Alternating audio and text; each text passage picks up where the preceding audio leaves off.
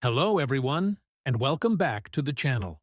Today we're going to explore a pivotal moment in history, the establishment of the State of Israel in 1948 and the events that surrounded it. This is a complex topic with deep historical roots, and our goal is to understand the different perspectives and the significant impact it had on the people living in the region. Let's rewind to the late 19th and early 20th centuries. The Zionist movement, a political ideology advocating for a Jewish homeland, gained momentum, primarily in Europe. This was fueled by a long history of persecution and the desire for self-determination.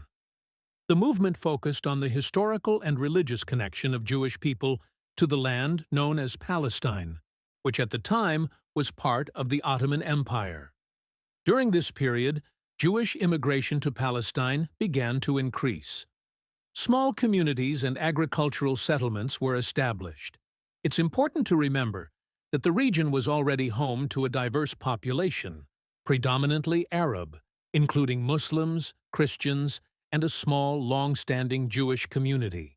For centuries, these groups had coexisted, sharing cities, towns, and a common regional identity. The landscape started to change dramatically after World War I, when the Ottoman Empire dissolved and Britain was granted a mandate to govern Palestine. In 1917, the British government issued the Balfour Declaration, a public statement expressing support for the establishment of a national home for the Jewish people in Palestine. This declaration was a major turning point, as it gave international legitimacy to Zionist aspirations, but it also included a provision that nothing shall be done which may prejudice the civil and religious rights of existing non-Jewish communities in Palestine. Balancing these two promises proved to be incredibly difficult. Throughout the mandate period, tensions grew. Immigration accelerated, especially in the 1930s, as persecution of Jews in Europe intensified. Land purchases by Jewish organizations led to the displacement of some Arab tenant farmers, creating economic and social friction. Both the Jewish and Arab communities began to form their own political bodies and paramilitary groups to protect their interests and advocate for their future. There were several outbreaks of violence and riots as both sides felt their existence and aspirations were under threat.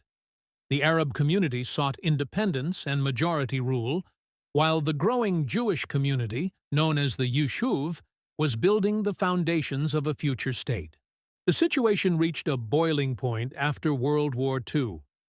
Horrified by the Holocaust, international support for a Jewish state grew stronger. Britain, unable to manage the escalating conflict, turned the problem over to the newly formed United Nations. In 1947, the UN proposed a partition plan, Resolution 181, which recommended dividing Palestine into separate Arab and Jewish states, with Jerusalem to be administered internationally. The Jewish leadership accepted the plan, seeing it as a historic opportunity to establish a sovereign state. However, the Arab leadership and neighboring Arab states rejected it outright. They argued that the plan was unfair, as it allocated a larger portion of the land to the Jewish population, which was still a minority at the time, and it was created without the consent of the majority Arab inhabitants. The rejection of the UN partition plan immediately led to a civil war between Jewish and Arab militias within Mandatory Palestine. On May 14, 1948, as the British mandate was set to expire, David Ben-Gurion, the head of the Jewish Agency, declared the establishment of the State of Israel. This declaration was a moment of immense joy and fulfillment for many Jewish people around the world, a dream of 2 millennia realized.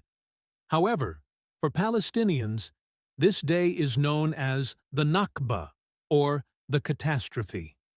The day after Israel's declaration of independence, armies from neighboring Arab states, Egypt, Jordan, Syria, Lebanon, and Iraq, intervened, launching the 1948 Arab-Israeli War. The conflict resulted in a victory for the newly formed Israeli army. By the end of the war in 1949, Israel controlled even more territory than was allotted under the UN partition plan. The human cost was immense. During the war, over 700,000 Palestinian Arabs, more than half of the Arab population, fled or were expelled from their homes in the territory that became Israel.